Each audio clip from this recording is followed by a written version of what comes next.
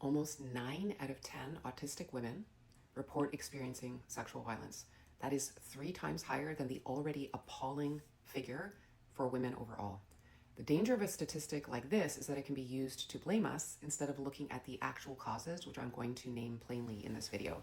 First, we live in a patriarchal society that has historically studied autism specifically and nervous systems in general almost exclusively in boys and men.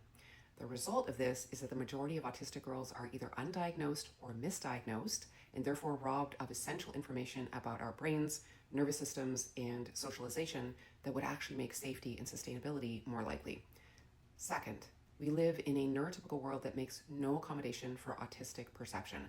So autistic brains are about 42% more active at rest, which means that from very early childhood, undiagnosed girls are forced to normalize, endure, and mask chronic, non-consensual nervous system violation. Pervasive sensory overwhelm in schools, in homes and workplaces and public spaces can produce severe dissociation, cognitive shutdown, and even the fragmentation of a coherent self. I know that experience from the inside, and it is beyond terrifying.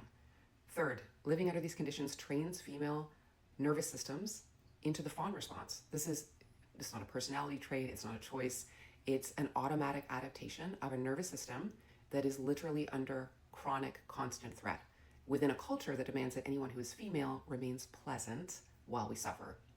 Finally, all of this unfolds inside a patriarchal culture that conditions men to feel entitled to women's bodies, attention, and care through history and religion that has been stripped of female presence or influence, through media that has been created by men, about men, and for men.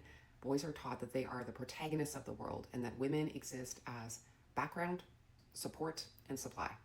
For centuries, women were denied the right to vote, to own property, to access education, to control money, or to receive any form of justice or safety when it came to sexual violence.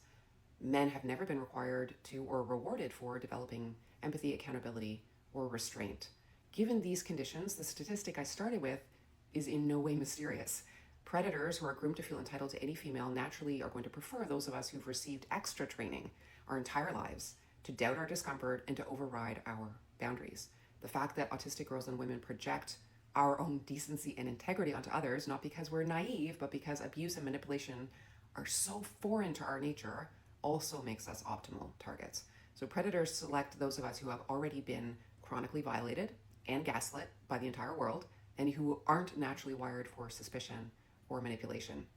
So to view this statistic as a reflection of weakness on the part of autistic girls and women is to weigh in on the side of the predators and to add your voice to the chorus of gaslighting that facilitates everything I've just named.